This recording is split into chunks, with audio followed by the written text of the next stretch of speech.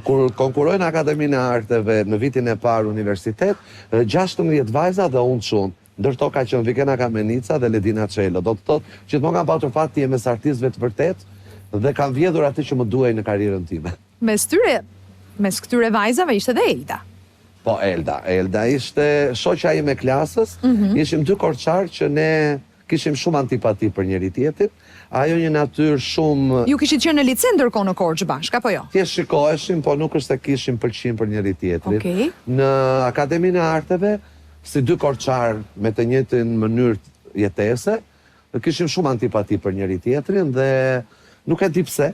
As unë se pëlqeja ata, as ajo s'më pëlqente natyrën time rebele. Ajo ka qenë një vajzë shumë strikte, sistematike në shkollë, shumë e lexuar, e artikuluar, mësonte shumë.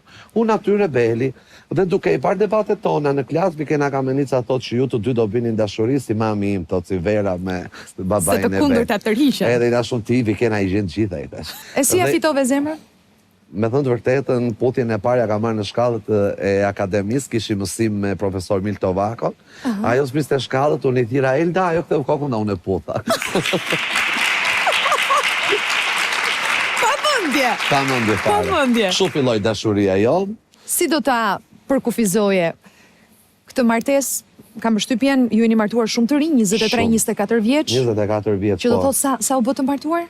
Po, kemi kaluar 25 vitet, po. Çerek shekulli pas keni kaluar. Po, okay. Wow. Jo, dëgjoj, unë kam thënë gjithmonë, është gjë shumë e mirë të rritesh dhe ta kesh shoqe partnere në jetë. Ne kemi një marrëdhënie tashmë shumë të konsoliduar, sepse dhe kur kemi qenë të dashuruar, edhe sot nuk është se kemi patur marrëdhënien tonë prioritare, kemi patur qetësinë prioritet. Dhe kur luteshim Zotit, i thoshim o Zot, duam vetëm qetësi, vetëm qetësi. Elda i mban mend shumë mirë ato takimet tuaja të para, edhe ka vendosur që të na i tregoj pakas edhe neve, nëpërmjet një letre. Aurel, kam shumë kohë pa shkruar një letër, po e nis duke ju drejtuar të gjithëve në studio, mirë se ju gjeta. Një gjë është e sigurt, që emocionet po më përshkojnë mendjen, sepse në pak minuta dua të zgjedh fjalët e duhura për njeriun më special të jetës time.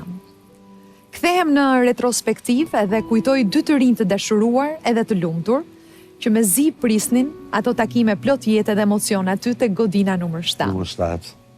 Sot si pa kuptuar, pas 28 vitesh, jemi të njëjtët, por me një dashuri të shtuar që mban emrin Neo. Sigurisht je rritur në çdo gjë, por në thelb i pandryshuar, je i thjesht me këmbë në tokë. Je i dashur, je shok, mik, besnik, edhe baba unik. I palodhur në punë, i saktë në çdo gjë që bën, artist shumë dimensional, emocional në çdo gjë që krijon, dhe mbi të gjitha një djalë i shkëlqyer për prindrit e tu. Lum kusht ka pjesë të jetës, sepse çdo minutë ti e mbush me energji, me hare, edhe të bën të mendosh se jeta është shumë e bukur. Ti ke një parim në jetë, mendo pozitivisht sepse jeta është thjesht mendim. Ju përqafoj dhe do ta mbyll me diçka. Ti je artist i mirë, nuk do thot asgjë, në qoftë se nuk je njeri i mirë. Dhe ti i ke të dyja këto. Faleminderit.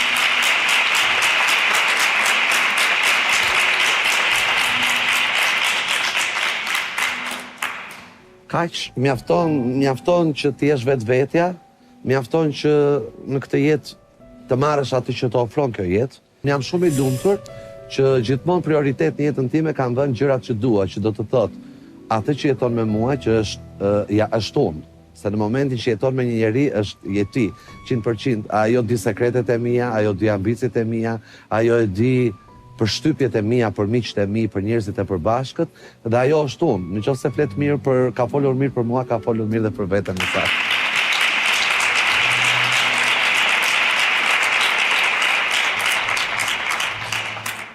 Ti në fakt e ke thënë që je mirënjohës Eldës mes të tjerash që të kanë qëndruar pranë momentet të vështira të jetës tënde. Ti e ceke pak më përpara, një nga këto momente ishte edhe beteja e gjatë që pati mami me sëmundjen. Unë mendoj që dashuria ime shpirtërore ka qenë nëna.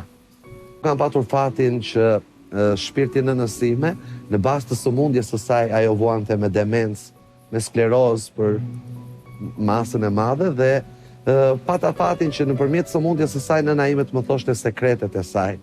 Atë jetë që unë nuk e njihja. Dhe paralelisht, dhe në momentin që ajo nuk më njifte mua, sepse unë prej vitesh isha vllai i madh i saj, jo djali. Dhe në momentin që muajin e fundit ajo u bë koshjente, ajo më ka thënë gjithçka që unë do doja ta dëgjoja. Dhe në tërë atë dashuri të munguar të nënës time prej vitesh, sepse isha unë ai që kujdesesha për të, unë jam shumë i lumtur që u mundova ta bëj nënën time të lumtur në atë pavetdije të saj.